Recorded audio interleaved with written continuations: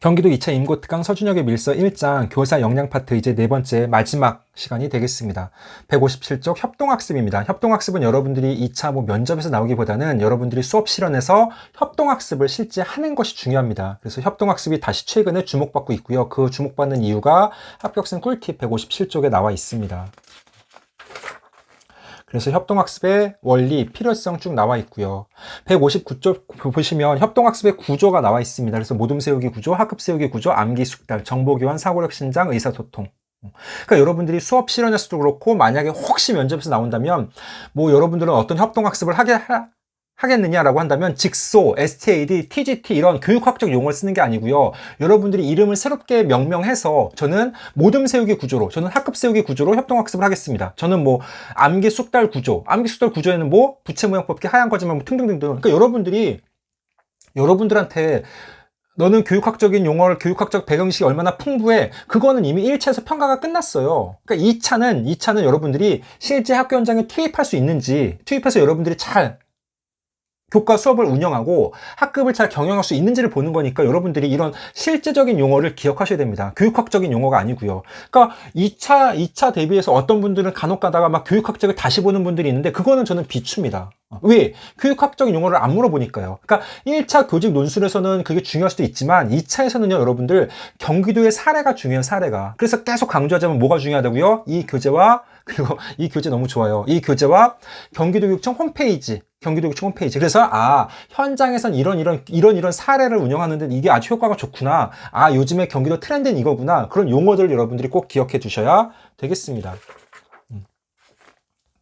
161쪽 다섯 번째 평가입니다. 혁신의 최종 단계는 뭐였게요? 혁신의 최종 단계는 바로 평가 혁신이었습니다. 평가 혁신. 그래서 161쪽 평가 혁신의 방향 중요합니다. 이것도요. 그래서 제가 여기 별표 쳐놨는데 평가 혁신의 방향은 뭐다? 수행평가, 정의적 능력평가, 교사별 평가, 그리고 논술형 평가가 되겠습니다. 이거 외워두셔야 되겠죠. 그래서 여러분들한테 당신은 평가를 어떻게 혁신해나갈 건데 당신은 어떤 방향에 중점을 두고 평가를 해나갈 것인지 말해보시오. 그럼 여러분들 답변은요. 저는 평가 혁신을 해나갈 것입니다. 제가 생각하는 평가 혁신은 크게 세 가지 방향입니다. 첫째, 수행평가 설명. 둘째, 정의적 능력평가 설명. 셋째, 교사별 평가 설명. 논술형 평가 얘기도 되는 거고요. 그러니까 꼭 세 가지, 네 가지를 구체적인 사례를 여러분들이 대답할 수 있어야 되겠습니다. 잠깐만요. 교사별 평가에 제가 집중 이수제 한계 극복할 수 있는 방법이 교사별 평가다라고 써놨네요. 다시 교사별 평가. 수업 담당 교사가 자신이 지도한 내용대로 자신의 담당 학급을 자신이 출제한 문항으로 평가하는 것. 그럼 그렇게 하면 어떤 점이 좋대요? 창의적 교육 내용 재구성이 가능하고 학생의 수업 집중도를 높일 수 있는 평가 방안이다. 그러니까 이거는 집중 이수제의 어떤 한계점을 극복할 수 있는 방법. 그게 교사별 평가. 그러니까 요즘은 물론 이제 일제고사가 없어졌는데 각 교사마다 이제 아이들을 평가하는 거예요. 자신이 출제한 문항으로 자신이 그 내용들을요. 그리고 수행평가의 의미, 특징, 방법 나와 있고요. 논술형 평가의 의미, 장점, 단점, 문항 구조. 논술형 평가의 장단점 이런 것들도 알아두시면 좋겠죠. 물론 약간 좀 교육학적인 그런 내용이 되겠습니다. 논술 평가에서 오류를 줄이기 위한 채점 방안은 또 어떤 것들이 있는지. 정의적 능력 평가. 2017년 초등 교직 논술 나왔었죠. 정의적 능력 평가. 그래서 정의적 능력 평가의 방법 활용 보시면 되겠습니다. 읽기 자료, 배움 중심의 평가입니다. 그래서 요즘에는 배움 중심 평가 또는 평가 혁신 이런 것들을 한다는 점. 그래서 수행 평가에 대한 내용들 나와 있고요. 그리고 173쪽 보시면 학생 성장 중심 평가를 해야 된다. 그쵸? 그러니까 요즘에는요, 일제식 평가가 없어졌어요. 그래서 요즘 학교에서 할 수 있는, 학교에서 하는 커다란 평가는요, 아이들이 새 학년 진학하면 이제 진단평가는 보고요, 진단평가는 보고, 그 외에 평가는 없어져서 중간고사, 기말고사가 없고, 대신 담임교사가 필요하다고 생각하는 경우에, 저도 이제 영어하고 수학은 단원평가를 보는데, 영어는 단어시험 보고, 수학은 매 단원평가 보고, 국어는 2개 단원, 3개 단원씩 묶어서 평가 보고요. 그 다음에 사회하고 과학은 한 학기에 한 번 정도만 단원 평가 봅니다. 근데 아예 평가를 안 보는 선생님도 있고, 저보다 평가를 더 많이 보는 선생님도 계시고요. 그러니까 평가는 담임의 몫이에요. 담임이 판단해서 본인의 교육 철학과 교육관에 따라서 좀 평가를 많이 해야 되겠다 하는 거고, 그런데요, 부모님들은 평가하는 걸 좀 좋아하세요. 부모님들은. 그러니까 아이들은 싫어하죠. 아이들은 시험 본다고 하면 너무 싫어하는데, 부모님들은 좋아하고. 그런데 여러분들이 담임이 돼서 이제 뭐 평가를 많이 보건 안 보건 여러분들의 그건 알아서 하시면 되는데, 면접 상황에서는요, 막 그렇게 저처럼 평가를 많이 본다고 하면 그건 좀 좋아하지 않을 것 같아요. 그러니까 여러분들은 어떤 평가 해야 된다고요? 수행평가, 그러니까 학생의 뭐 성장중심평가, 수행평가, 정의적 능력평가, 그런 것들을 좀 얘기하셔야 되겠지. 막 단원평가를 많이 볼 거고요. 이렇게 얘기하면 좀 안 좋을 것 같아요. 그거는요. 그래서 교사별 평가에 대한 내용들이 쭉 나와 있습니다. 다음 179쪽 여섯 번째 프로젝트 수업. 프로젝트 수업도 중요하죠. 특히 뭐 실과나 도덕이나 사회나 이런 과목에서 프로젝트 수업 쓸 수 있죠. 실과 아마 교육과정 총론에 나와 있지 않나요? 총론에 그 프로젝트 실과는 워낙에 뭐 문제 해결 중심하고 프로젝트 수업이 대세라서. 근데 프로젝트 수업이 꼭 실과뿐만 아니고 다른 과목에서도 도덕이나 사회나 다른 과목에서도 얼마든지 프로젝트 수업 PBL 쓸 수 있습니다. 180쪽은 학교폭력. 학교폭력은요, 항상 출제 영순이에요, 학교폭력은. 그래서 뭐, 그거 여러분들 시사적으로 알고 있어야 됩니다. 학교폭력자치위원회가요, 여러분들 올해까지는, 2019년까지는 학교에서 열렸는데, 내년부터는 좀 이렇게 경미한 사안들은 교육청으로 넘어갔습니다. 그래서 제가 나중에 좀 아마 여유가 있으면 또 그 영상 찍을 수 있는데, 최근 교육적인 이슈 이런 것들도 여러분들이 좀 알고 있어야 돼요. 그래서 만약에 뭐 학교 폭력을 혹시 여러분들 물어봤는데, 학교 폭력 자치위원회 학교에서 문제 열고 하면은 내년부터는, 그러니까 여러분들이 2020학년도 시험이기 때문에 내년부터는 학교 폭력 자치위원회는 교육청으로 이관됐다라고 하는 점. 그래서 바뀐 점들이 조금 있으니까 항상 좀 그 새로운 내용들은 여러분들이 새로운 최신 교육 이슈는 제가 나중에 아마 시간 여유가 되면 12월 달에 한번 정리해서 영상을 또 찍을 수도 있는데, 안 찍을 수도 있어요. 근데 이거는요. 좀 최신 교육적인 이슈는 알고 있어야 돼요, 여러분들이. 그래서 학교 폭력은 항상 영순이다라고 하는 점. 그리고 요즘에는요, 워낙 아이들도 학교 폭력 교육을 많이 시키니까 애들도 조금, 그러니까 막 치고받고, 그러니까 요즘은 학교에서도요, 치고받고 싸우는 경우는 거의 없습니다. 없어요. 그러니까 뭐 이렇게 툭툭 살짝 치거나 그런 정도인데, 워낙 교육을 많이 시켜서 아이들한테 반복 교육을 시켜서 누가 툭 치면은 너 학폭 신고할 거야. 막 그런 얘기들, 여기들 애들이 자연스럽게 얘기를 해요. 워낙 교육을, 이렇게 조금 교육의 과잉 측면도 있는데, 아무튼 그렇습니다. 근데 학교 폭력은 여러분들 항상 어떤 개념과 연계해야 된다? 학교생의 꿀팁. 학교 폭력과 회복적 생활 교육을 연계해서 여러분들이 지도를 하실 필요가 있겠습니다. 그래서 학교 폭력은 여러분들이 꼭 잘 알아두셔야 되겠고요. 학교 폭력 발생했을 때 학교 구성원들의 역할, 담임교사 어떻게 해야 되는지, 전담기구, 학교장, 학교 폭력. 그러니까 항상 기본은요, 학교 폭력 문제가 발생하면 여러분들이 혼자서 끙끙 앓는 게 아니고 여러분들이 부장교사, 교감, 교장, 관리자한테 얘기를 해야 되겠고, 학부모와도 연락하면서 연계해야 되겠고요. 그 심각성에 따라서 물론 좀 다르겠지만, 만약에 그 학교폭력 문제가 심각하면요, 그것은 뭐 경찰서라든가 그렇게 지역 기관에도 연계를 해야 되겠고요. 학폭이 여러 대고 그렇게 해야 되겠죠. 그리고 요즘은 학교마다 그 학교 담당 경찰관이 다 있어서 그걸 이렇게 학교마다 또 막 붙여놓고 해서 아이들이 잘 알고 있습니다. 학교폭력에 대해서는요. 그러니까 여기 나와 있는 지금 그 얘기 빼먹을 뻔했네요. 여기 있는 자료들은 학폭 자료는 2년 전 자료라서요. 이게 조금 신선도가 떨어집니다. 그래서 뭐 학교폭력대책자치위원회도 이게 지금 내년부터 바뀌어요. 근데 여러분들 시험은 2020년 대비 시험이라서 학교폭력 부분들은 반드시 꼭 여러분들이 바뀐 내용들이 무엇인지를 확인해서 보셔야 되겠습니다. 인터넷 찾으면 금방 있습니다. 185쪽 학교폭력 예방 읽기 자료 읽어보셔야 되겠고요. 학폭은 늘 언제나 출제 영순이라는 점. 186쪽 학교폭력 예방 및 대처 방안. 1번.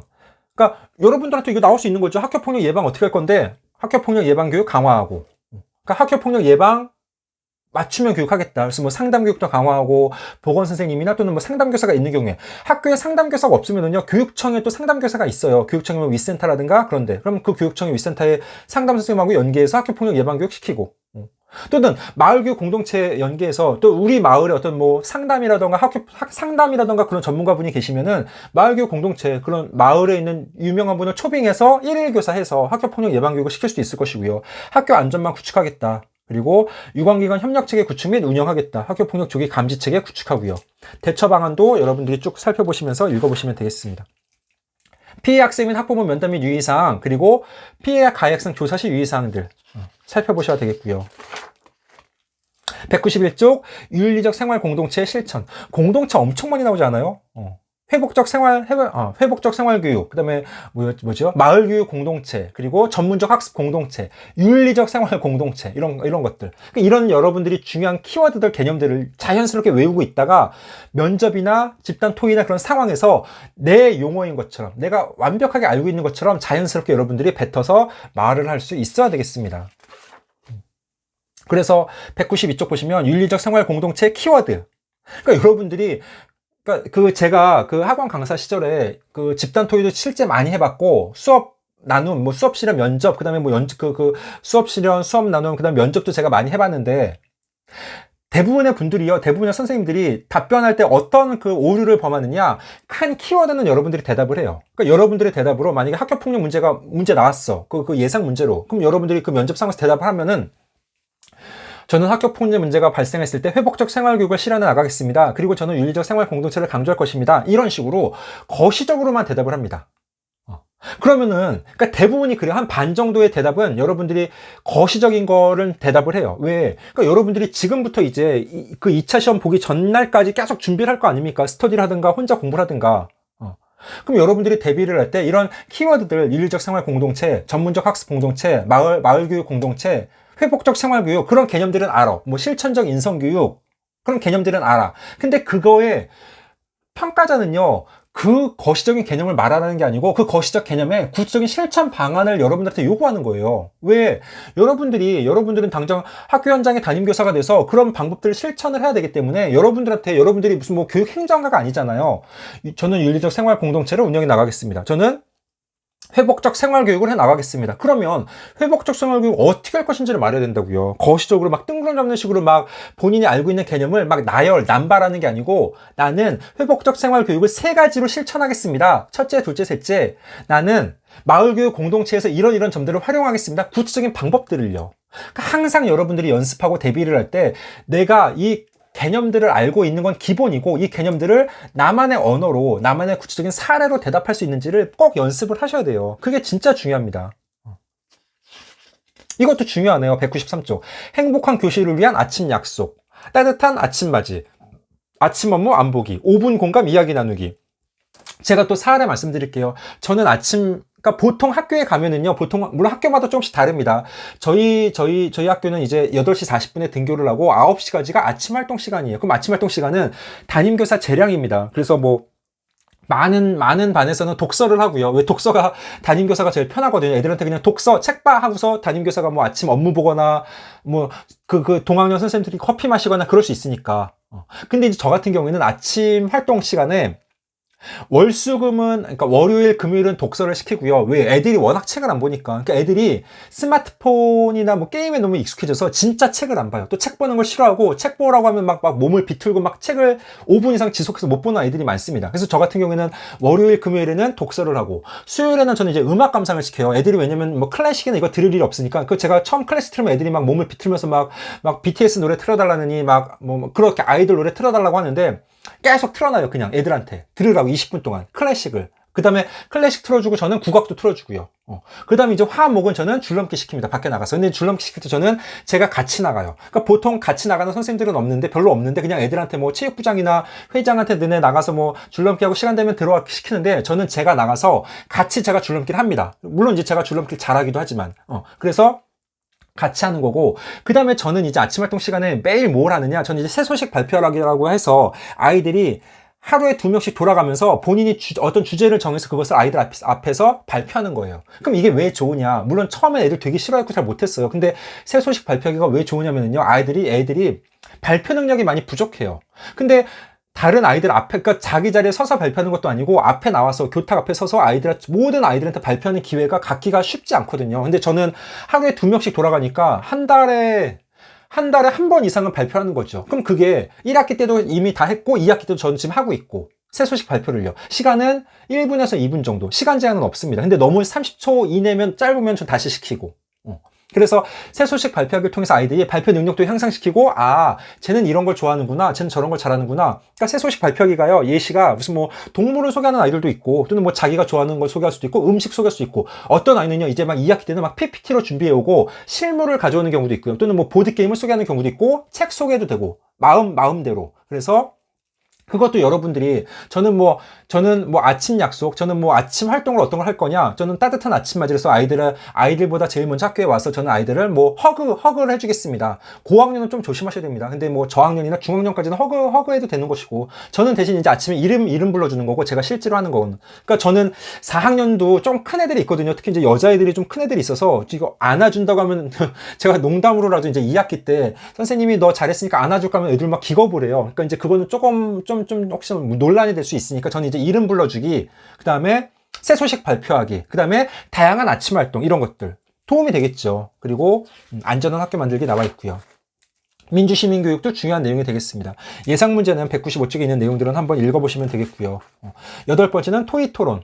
이게 이제 핵심 역량 마지막입니다. 토의 토론. 토의 토론은요, 여러분들이 수업 실현에서 이것을, 그러니까 수업 실현에서 보통 뭐 한 3가지 정도 활동을 할 거 아닙니까? 그럼 여러분들이 활동 하나 정도는 토의와 토론의 수업 장면으로 끌고 가는 게 좋습니다. 그래서 토의 주제 토론, 토의와 토론은 다르죠. 그래서 여러분들이 뭐 디베이트와 디스커션 다르니까 그러니까 이런 이론적인 교육적인 내용을 외워주시는 게 아니고 여러분들이 수업 실현이라던가 또는 뭐 어떤 면접 장면에서 토의와 토론의 그런 차이점을 알고서 나는 어떤 토의 토론을 구축을 할 것인지 그거를 여러분들이 말씀하실 수 있어야 되겠고요. 거의 다 됐습니다. 그래서 198쪽에 보시면 다양한 토론 방법들. 제가 앞에서도 말씀드렸는데 교육학적인 용어들 저는 뭐 직소를 쓰겠습니다. 직소 2를 쓸 거예요. 저는 직소 3를 쓸 겁니다. 뭐 TGT 쓰겠습니다. STAD 그런 교육학적인 용어 쓰는 게 아니라 저는 신호등 토론을 쓰겠습니다. 저는 회전목마 토론을 쓰겠습니다. 저는 피라미드 토론, 모서리 토론, 가치 수직선 토론 이런 것들. 가치 수직선 토론은요. 도덕에서 제가 실제 썼었습니다. 그래서 이런 어떤 실제적으로 쓸 수 있는 용어들, 교육학적인 용어를 쓰는 게 아니고 이런 것들을 쓰시면 좋겠고요. 199쪽은 이건 이제 좀 교육학적인 용어가 되겠네요. 브레인라이팅, 패널, PMI, 뭐 TGT 그런 것들 쭉 있겠고요. 그다음에 이제 합격생 꿀팁은 실제로 학부모가 선물을 제공했을 때 어떻게 대처해야 되는지 무조건 받으면 안 됩니다. 김영란법. 그러니까 아예 그냥 받으면 안 돼요. 애들 편지 정도는 받아도 되는데 저는 이제 애들이 뭐 저한테 사탕 주거나 뭐 마이쮸나 이런 거 주는 경우는 있는데 전혀. 오히려요, 학부모 상담할 때 제가 부모님들한테 음료수를 드렸어요. 그러니까 교사가 주는 건 돼요. 그러니까 제가 오히려 그 학부모 상담할 때 1학기 때 상담 한번, 2학기 때 상담 한번 하는데 학부모 상담할 때 제가 오히려 비타오백이나 뭐 바카스나 이런 거 사가지고 이렇게 한 박스 사가지고 하나씩 이렇게 그 상담할 때 놓아놨었는데 부모님이 요즘에는 뭐 사오는 경우도 없고 교사가 오히려 이렇게 줄지언정 전혀 받으면 안 됩니다. 그래서 마지막 200쪽 보시면은 초중고등학교 교직원이 알아야 청탁금지법 10가지. 그러니까 그냥 여러분들이 참고적으로 보시면 되는데요. 무조건 받으면 안 된다. 나와 좀 이렇게 관련되는 부모님들한테는 무조건 조금이라도 받으면 안 된다. 그렇게 생각하시면 되겠습니다. 이것으로 1장 모두 마치도록 하겠습니다. 감사합니다.